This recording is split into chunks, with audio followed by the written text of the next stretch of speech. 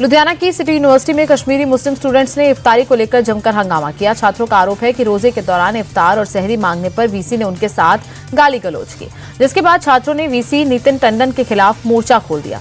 Students का यह आरोप है कि वीसी ने उन्हें हॉस्टल और यूनिवर्सिटी से निकालने की धमकी दी। इसके बाद स्टूडेंट्स ने उनका विरोध शुरू कर दिया। बढ़ते हंगामे के बाद वीसी नितिन टंडन को हटाया गया। भोपाल में धन परिवर्तन के खिलाफ हिंदू संगठनों का आक्रोश बढ़ता जा रहा है। आरोपियों के घरों पर बुलडोजर चलाने की मांग हो रही है। 2 हिंदू लड़कियों के आरोप के बाद पुलिस ने अमरीन और आफरीन के साथ चंदन नाम के युवक को गिरफ्तार किया। बाकी 3 आरोपियों की तलाश की जा रही है। दोनों बहनों को लव जिहाद गैंग का मास्टरमाइंड बताया जा रहा है। दोनों पर गरीब हिंदू लड़कियों को डराकर धमकाकर पार्टियों और पब में भेजने का आरोप है। बिहार के नालंदा के सोसराय में मस्जिद के पास बारातियों पर हमला हुआ। जीएसटी इंस्पेक्टर कौशल राज की बारात अब मस्जिद के सामने से जा रही थी तो मुस्लिम समाज के लोगों ने डीजे और डांस का विरोध किया। बारातियों ने डीजे बंद करवा दिया। इसके बावजूद 50 से 60 की संख्या में दूसरे पक्ष के बारात पर रोड़ेबाजी शुरू कर दी। पथराव के साथ साथ बारात में शामिल महिलाओं के साथ अभद्र व्यवहार भी किया गया। जापान में यूपी के सीएम योगी का निवेशकों के साथ बैठकों का दौर जारी है। टोक्यो में उन्होंने मैन्युफैक्चरिंग कंपनियों के प्रतिनिधियों से भी मुलाकात की और प्रदेश में नवीकरणीय ऊर्जा, सेमीकंडक्टर और डेटा यूनिट क्षेत्र में निवेश को लेकर चर्चा की। सीएम योगी ने जापान में निवेशकों को भी संबोधित किया। इस दौरान उन्होंने कहा कि भारत और जापान का संबंध सूर्य की प्रथम किरण से प्रारंभ होकर उत्तर प्रदेश से जुड़ता है। भारत भगवान राम की भूमि है और भगवान बुद्ध की पावन धारा है।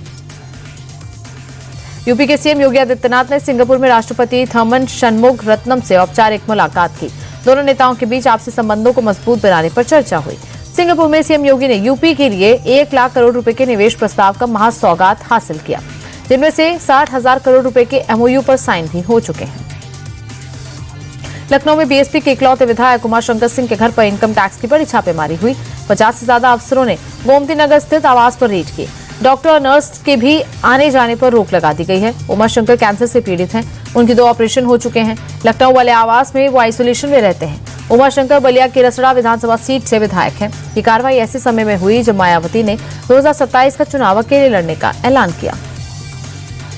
उड़ीसा के भुवनेश्वर में विजिलेंस ने अब तक की सबसे बड़ी कार्रवाई की। डिप्टी डायरेक्टर ऑफ माइंस के घर पर छापेमारी में 4 करोड़ से ज्यादा कैश बरामद किया गया।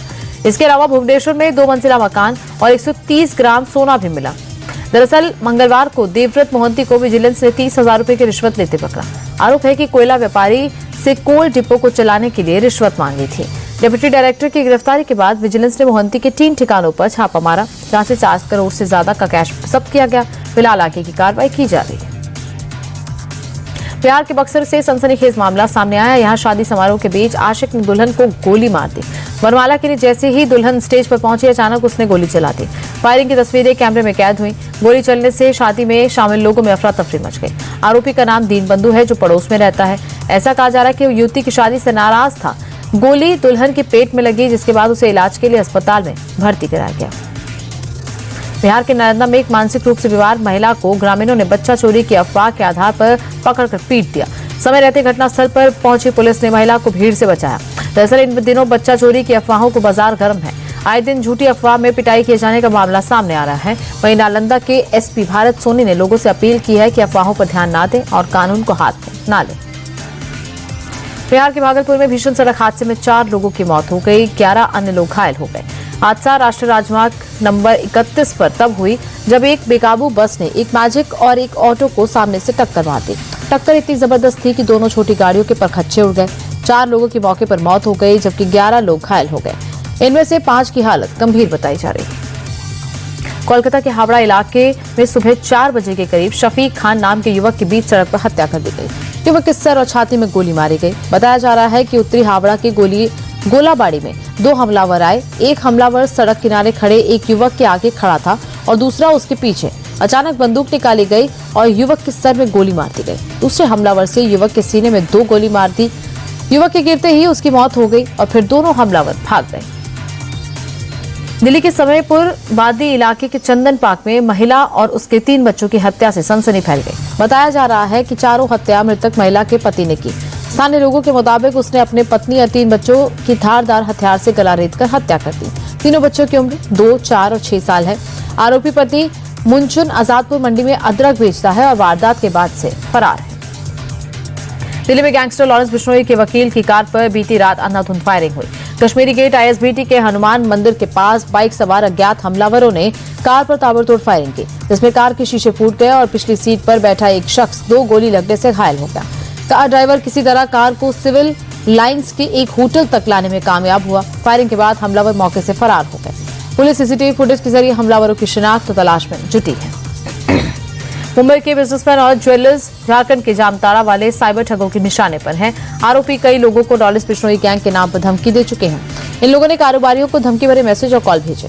इस मामले में विलेपार्ले पुलिस ने 5 आरोपियों को अरेस्ट किया है। इनमें से एक आरोपी झारखंड से भी अरेस्ट हुआ। पकड़े गए सभी 5 आरोपियों को न्यायिक हिरासत में भेजा गया। फिलहाल पुलिस मामले की जांच कर रही है। महाराष्ट्र की वसई में बच्चों के विवाद में बड़ों का फसाद हो गया। यहां बच्चों के खिलौनों को लेकर शुरू हुआ झगड़ा देखते ही देखते मारपीट में बदल गया। 2 गुटों में पहले धक्का मुक्की हुई, फिर दनादन घूंसे और थप्पड़ बरसने लगे। मारपीट में दोनों ओर से महिलाएं भी शामिल थी, जो एक दूसरे पर ताबड़तोड़ हमला कर रही थी। मारपीट के बीच एक शख्स ने चाकू निकाल लिया और सामने वाले पर जानलेवा अटैक कर दिया। चाकू लगते ही पीड़ित वहीं गिर गया। बाद में उसे इलाज के लिए अस्पताल में भर्ती कराया गया। पंजाब के मोगा में एक बार फिर रफ्तार का कहर देखने को मिला। तेज रफ्तार बोलेरो ने सड़क क्रॉस कर रही एक कार को टक्कर मार दी। टक्कर इतनी भयानक थी कि कंट्रोल से बाहर हुई स्विफ्ट ने मोड़ पर खड़ी दूसरी गाड़ी को भी टक्कर मार दी और इस टक्कर की चपेट में आई कार सड़क किनारे खाई में जा गिरी, जबकि दूसरी कार पूरी तरह से बर्बाद हो गई। गनीमत रही कि इस हादसे में किसी की जान नहीं गई। वहीं हादसे का सीसीटीवी फुटेज भी सामने आया है। पंजाब के गुरदासपुर में पुलिस ने मुठभेड़ में रंजीत सिंह नाम के बदमाश को मार गिराया। रंजीत पर एएसआई और होमगार्ड की हत्या का आरोप है। बताया जा रहा है कि पुलिस आरोपी को पकड़ने गई थी और तभी उसने फायरिंग शुरू कर दी। जवाबी कार्रवाई में रंजीत जख्मी हो गया। उसे इलाज के लिए अस्पताल में भर्ती कराया गया, जहां उसने दम तोड़ दिया। पुलिस ने मंगलवार को इस केस के एक अन्य आरोपी दिलावर सिंह को भी गिरफ्तार कर लिया था। मध्य प्रदेश के धार में स्थित भोजशाला को लेकर एएसआई रिपोर्ट में बड़ा खुलासा हुआ।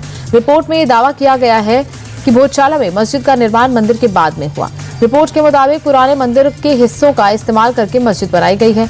एमपी हाईकोर्ट की इंदौर खंडपीठ ने रिपोर्ट पक्षकारों को सौंप दी है। 2 हफ्ते के अंदर आपत्तियां, सुझाव और सिफारिशें पेश करने के निर्देश दिए गए हैं। मामले की अगली सुनवाई 16 मार्च को होगी। हरियाणा के आईडीएफसी फर्स्ट बैंक घोटाले के मामले में विजिलेंस ने बड़ी कार्रवाई करते हुए मास्टरमाइंड रिभव ऋषि समेत 4 लोगों को गिरफ्तार किया। पुलिस जांच में पता चला कि मास्टरमाइंड रिभव ऋषि इससे पहले आईडीएफसी फर्स्ट बैंक का मैनेजर रह चुका है। रिभव ने ही अपने साथियों के साथ मिलकर हरियाणा के सरकारी डिपार्टमेंट के खातों में 590 करोड़ रुपए निकाले थे। गिरफ्तार आरोपियों में मास्टरमाइंड रिभव ऋषि, अभिषेक सिंगला, अभय, स्वाति शामिल हैं। यूपी के बहराइच में शादी समारोह में जा रहे युवक पर कुल्हाड़ी से जानलेवा हमला किया गया। कुल्हाड़ी युवक के सर में फंस गई। गंभीर हालत में उसे लखनऊ रेफर किया गया। घटना बहराइच के पयागपुर थाना क्षेत्र इलाके की है। कृष्ण कुमार नाम के युवक पर कुछ अज्ञात हमलावरों ने जानलेवा हमला किया। पीड़ित युवक ने बताया कि वो एक शादी के कार्यक्रम में शामिल होने आया था, जहां से उसे लौटते समय उसके साथ ये घटना हुई। T20 वर्ल्ड कप के सुपर 8 में श्रीलंका और न्यूजीलैंड के बीच आज बेहद अहम मुकाबला होगा। मैच कोलंबो में शाम 7 बजे शुरू होगा। सेमीफाइनल की रेस में बने रहने के लिए दोनों ही टीमों के लिए करो या मरो की स्थिति वाला मैच है। श्रीलंका को पिछले मैच में इंग्लैंड के खिलाफ करारी हार मिली है, जबकि पाकिस्तान के खिलाफ न्यूजीलैंड का पिछले मैच बारिश की वजह से रद्द हो गया था।